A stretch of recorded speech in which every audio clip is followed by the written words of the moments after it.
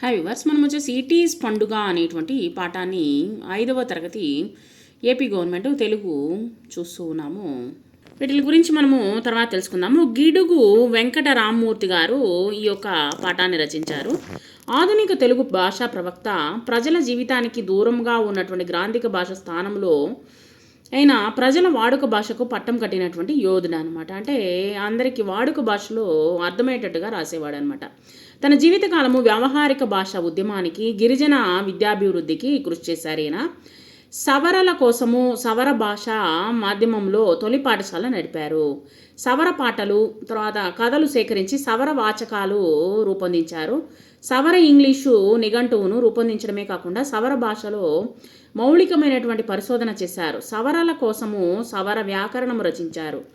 భారతదేశంలోని తొలి తరము మానవ శాస్త్రవేత్తల్లో ఒకరన్నమాట. బాలకవి శరణ్యము, ఆంధ్ర పండిత బిషక్కుల భాషా బేజకము మొదలైనటువంటి గ్రంథాలు రచించారు. ఈయన స్ఫూర్తికి అనుగుణంగా గిరిజనుల గురించి పాఠ్యాంశాన్ని ఈడ పొందుపరచడం జరిగిందనమాట. కాబట్టి ఈయన గిడుగు వెంకటరామ్మూర్తి గారు 1863 నుంచి 22/1/1940 వరకు ఈయన జీవించడము జరిగింది. ఈ యొక్క పాఠంలో ఇట్ ఈజ్ పండుగ అనేటువంటి ఒక పండుగ. విజయవాడ నుండి క్రాంతి, అక్షయలు కుటుంబ సభ్యులతో కలిసి పాడేరు అనేటువంటి ఊరికి వచ్చారనమాట. అక్కడ వాళ్ళ పెదనాన్న ఉద్యోగం చేస్తూ ఉన్నారు. ఇంటికి వెళ్తుంటే దారిలో డప్పులు, తుడుములు, కొమ్ము బూర అంటే బూర ఊతారు కదా, ఆ కొమ్ము బూర మొదలైనటువంటి వాయిద్య శబ్దాలు వినబడ్డాయి అనమాట. క్రాంతి అప్పుడు పెదనాన్న ఏమిటా సందడి అని అడిగాడనమాట. అడిగిన వెంటనే పెదనాన్న అన్నారు, వాళ్ళు ఇట్ ఈజ్ పండుగ చేసుకుంటున్నారు. దీన్ని కొంతమంది గిరిజనులు విటిజ్ అని కూడా అంటారు. చూడండి, బూరలు పట్టుకొని తర్వాత వచ్చేసి ఈ యొక్క గంపలో ఇవన్నీ పెట్టుకొని నడుస్తూ ఉన్నారు. అక్షయ ఇట్ ఈజ్ పండుగ అంటే ఇటుకలు పెట్టి చేస్తారా అని అడిగింది. క్రాంతి ఇలాంటి పండుగ గురించి మేము ఎప్పుడు వినలేదు, దీన్ని ఎవరు చేసుకుంటారు అని అడిగాడు. అడిగిన వెంటనే పెదనాన్న విశాఖ, విజయనగరం జిల్లాల్లోని మన్యం వాసులు చేసుకుంటూ ఉంటారు ఈ ఒక పండుగని. అక్షయ ఎప్పుడు చేస్తారు అంటే పెదనాన్న అన్నారు, మార్చి లేదా ఏప్రిల్ నెలల్లో చేస్తారు. ఒడియా సాచర్యము ఉన్నవారు చైత్ర పర్వము అని అంటారు. గిరిజనేతరులు వచ్చేసి ఇటుకల పండుగ అని కూడా అంటారు. ఇద్దరు పెదనాన్న ఈ పండుగ చేసుకునే వారి దగ్గరికి వెళ్దామా అని అడిగేసరికి పెదనాన్న అలాగే ఇట్ ఈస్ పండుగ ఎలా చేస్తారు పెదనాన్న అని అడిగినప్పుడు పెదనాన్నగారు ఈ విధంగా వివరిస్తూ ఉన్నారనమాట ఈ యొక్క పండుగ గురించి. మన మొట్టమొదటి పండుగ ఉగాది జరుపుకుంటాం కదా, అలాగే వారు కూడా ఉగాది తర్వాత నవమి మధ్యలో ఈ పండుగను చేస్తారు. వారు మనలాగే 12 నెలలకు పేర్లు పెట్టుకుంటారు. అందులో 4వదే విటిజ్ అనేటువంటి ఈ నెల. ఆ నెలలో జరిపేటువంటి పండుగను ఇట్ ఈస్ పండుగ అని అంటారు. వారి వెసులుబాటును అనుసరించి గ్రామస్తులు సమావేశం పెట్టుకున్న తర్వాత తదుపరి శుక్రవారం చాటింపు వేస్తారు. వేసిన తర్వాత ఆ తర్వాత శుక్రవారం నుండి పండుగను ప్రారంభమవుతుంది. అక్షయ అబ్బా, ఈ ఇంటి ముందు గోడలపైన ముగ్గులు, మామిడి ఆకు తోరణాలు ఎంత బాగున్నాయో అని అనిందనమాట. పెదనాన్న పండుగ జరగడానికి ముందు ఇలా అలంకరించుకుంటారు వాళ్ళు. పండుగ రోజున మన రైతులు మాదిరిగానే నాగలి, మోకు, పలుపు తాళ్ళు, తర్వాత పార, కొంకి మొదలైనటువంటి వ్యవసాయ పనిముట్లు కడిగి కుదురు అంటే దేవుని మూల దగ్గర పెట్టి పూజ చేస్తారనమాట. అంటే మూలలో పెట్టి పూజిస్తారనమాట వీళ్ళు. అప్పుడు క్రాంతి అన్నది, పెదనాన్న అదేంటి గిన్నెల్లో ఒకరికొకరు ఏదో ఇచ్చిపుచ్చుకుంటున్నారు అని అడిగేసరికి పెదనాన్న అవును క్రాంతి, మామిడికాయలను ఇంటికి తెచ్చి వాటిని ముక్కలుగా కోసి బియ్యంతో ఆ ముక్కలను కలిపి వండుతారు. దాన్నే బోనం అంటారనమాట.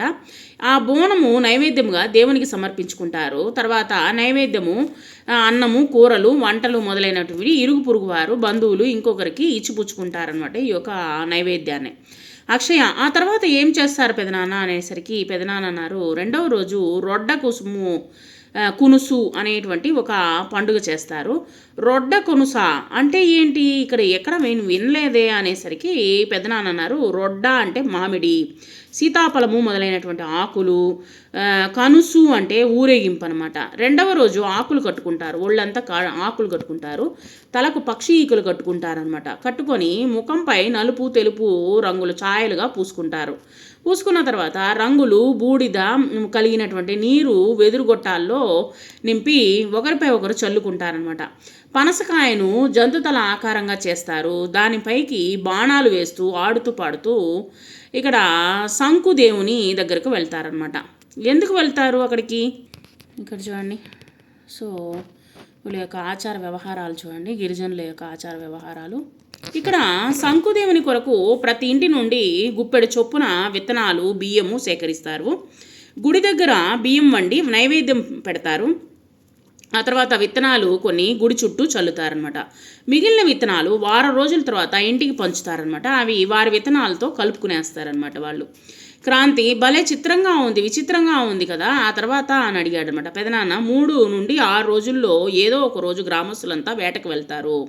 వేటకు వెళ్ళని వారిని వరసైన వారు ఎగతాళి చేస్తారనమాట. అంటే ఎగతాళి చేస్తారు వేటకు వెళ్ళకపోతే. వేట సాధించిన వారికి ప్రత్యేక గౌరవం ఉంటుంది. వాళ్ళు వేటకు వెళ్ళి ఏదో ఒకటి పట్టుకొని వస్తారనమాట. అక్షయ 7వ రోజు ఏం చేస్తారో అనేసరికి పెదనాన్న చివరి రోజును మారు ఇట్ ఈజ్ లేక 100 ఇట్ ఈజ్ అని అంటారు. ఆ రోజు దారికి అడ్డంగా వెదురు బొంగు కడతారు. వెదురు గుట్టాలతో కావలసినటువంటి వచ్చిపోయేటువంటి వారిపై నీళ్లు జల్లుతారనమాట. వెదురు కర్రను తాళ్లను కట్టి ఊయల్లాగా చేసి ఊగుతారనమాట. చాలా బాగుంది పెదనాన్న వీరి పండుగ. పెదనాన్న వచ్చేసి అవును, మన రాష్ట్రంలో రాయలసీమలో కొన్ని పండుగలు, కోస్తాలో కొన్ని పండుగలు ప్రత్యేకంగా జరుపుకుంటారు. అలాగే గిరిజన ప్రాంతాల్లో కూడా రకరకాల పండుగలు జరుపుకుంటారు. వారి వారి సంస్కృతి సంప్రదాయాలకు ప్రతీకలు అనమాట ఆ యొక్క పండుగలు. ఒక పాఠంలో పదాలు అర్థాలు చూద్దాము. తుడుము అంటే గిరిజన వాయిద్య పరికరము. కొమ్ము బూర అంటే కొమ్ముతో తయారు చేసేటువంటి బూర, వాయించేటువంటి బూర అనమాట. సందడి అంటే పండుగలో అందరూ కలిసిమెలిసి తిరగడము. మొక్కుబడులు భగవంతునికి చెల్లించేటువంటి ముడుపులు. తోరణము గుమ్మాలకు మామిడాకులతో కట్టేటువంటి దండ. కుదురు కుండలు కదలకుండా నిలిపేటువంటి గుండ్రని అమరిక. హేళన అంటే ఎగతాళి. దింస కోయ గిరిజన నృత్యాలు అనమాట అవి. తర్వాత వచ్చేసి అటక చిన్న మిద్దె. రొడ్డ కునుసు అంటే వచ్చేసి గ్రామ ఊరేగింపుని రొడ్డ కునుసు అంటారు. ఈ యొక్క పాఠంలో వచ్చేసి క్రిస్మస్ గురించి మనకి ఇక్కడ చెప్పడం జరిగింది. ప్రపంచవ్యాప్తంగా జరుపుకుంటున్నటువంటి పండుగలలో వచ్చేసి క్రిస్మస్ పండుగ అనేటువంటిది చాలా ముఖ్యమైనటువంటి పండుగ క్రైస్తవులకు. ఈ పండుగ క్రైస్తవులకు అతిపెద్ద పండుగ. డిసెంబర్ 24వ తేదీన క్రిస్మస్ ఈవ్ గాను 25న క్రిస్మస్ గాను జరుపుకుంటారు. సంప్రదాయ కథనాల ప్రకారము జీసస్ ఒక పశువుల శాలలో పశువుల మధ్య పుట్టారని, తర్వాత వచ్చేసి జన్మించగానే ఆయన తల్లి మేరీ మాత ఆయనను వస్త్రాలతో చుట్టి వారున్నటువంటి ధర్మశాలలో ఖాళీ లేనందున పశువుల గొట్టంలోనే ఉంచవలసి వచ్చిందని బైబిల్ చెబుతూ ఉంది. ఆయన పుట్టినరోజు రాత్రి ఆ ఊరికి పక్కనున్నటువంటి పొలాల్లో కొందరు పశువుల కాపర్లు తమ గొర్రెల మందలను కాపలా కాస్తూ ఉన్నారు. అప్పుడు ఒక దేవదూత ఆకాశం నుంచి వారి ముందుకు దిగి వచ్చి ఆ దూత చుట్టూ ఉన్నటువంటి వెలుగుకు గొర్రెల కాపరులు భయపడ్డారు. ఏంటి ఏదో వెలుగు వస్తుంది అనేసి భయపడిపోయారు. దేవదూత వాళ్ళతో భయపడకండి, ఇదిగో మీకు ఒక సంతోషకరమైనటువంటి శుభవార్త. ఇవాళ బెత్లెహేములోని ఒక పశువుల పాకలో లోకరక్షకుడు పుట్టాడు, ఆయన అందరికీ ప్రభువు అని చెప్పడం జరిగిందనమాట. ఆ యొక్క పసికందును పొత్తిగుడ్డలో చుట్టబడి పశువుల శాలల్లో ఉన్నటువంటి దానా తొట్టెలో పడుకొని ఉంటాడు, ఇదే మీకు ఆనవాలు అని దేవదూత ఇలా చెబుతూ ఉండగా పొలమంతా దేవదూతలతో నిండిపోయింది. వాళ్ళంతా దేవునికి స్తుతి గీతాలు పాడి మాయమైపోయారు. మాయమైన తర్వాత వచ్చేసి గొర్రెల కాపర్లు ఉటాటిన వెళ్ళి దేవదూత చెప్పినటువంటి పశువుల పాకకు వెళ్ళి చూస్తే అక్కడ తొట్టిలో పడుకుని ఉన్నాడు శిశువును చూశారనమాట. ఆయనే యేసుక్రీస్తు. 2000 సంవత్సరాల క్రిందట డిసెంబర్ 24వ తేదీన వచ్చేసి అర్ధరాత్రి యేసుక్రీస్తు జన్మించాడు అని చెప్పుకుంటారు. అందువల్ల ఆ మర్నాడు అంటే డిసెంబర్ 25వ తేదీన క్రిస్మస్ పండుగని జరుపుకుంటున్నారు. ఆ తర్వాత ఈ పండుగకు క్రైస్తవులు తమ ఇళ్లను, చర్చీలను అలంకరిస్తారు. వెదురు బద్దలతో, రంగు కాగితాలతో ఒక పెద్ద నక్షత్రాన్ని తయారు చేసి ఇంటి కప్పు మీద ఎత్తులో పెడతారనమాట. ఆ తర్వాత రాత్రివేళ దీపాలంకారాలతో ఇళ్ళు, చర్చీలు అందంగా ఉంటాయి. అంటే రంగురంగులు ఆ యొక్క లైట్లతో అలంకరించి ఉంటాయన్నమాట. ప్రతి ఇంట్లోనూ ఒక క్రిస్మస్ చెట్టు ఏర్పాటు చేస్తారు. ఇది పండుగ ప్రత్యేకత. ఈ చెట్టును రంగురంగుల కాగితాలతోనూ, కాగితపు నక్షత్రాలతోనూ, చిరుగంటలతోనూ, చిన్న చిన్న గాజు గోళాలతోనూ అలంకరిస్తారు. క్రిస్మస్ రోజున బంధువుల ఇళ్లకు, మిత్రుల ఇళ్లకు వెళ్ళి ప్రేమాభిమానాలతో క్రిస్మస్ శుభాకాంక్షలు అనేటువంటిది చెప్పుకుంటారనమాట. ఈ విధంగా వచ్చేసి క్రైస్తవులు వచ్చేసి క్రిస్మస్ పండుగని జరుపుకుంటారు డిసెంబర్ 24, 25వ తేదీల్లో.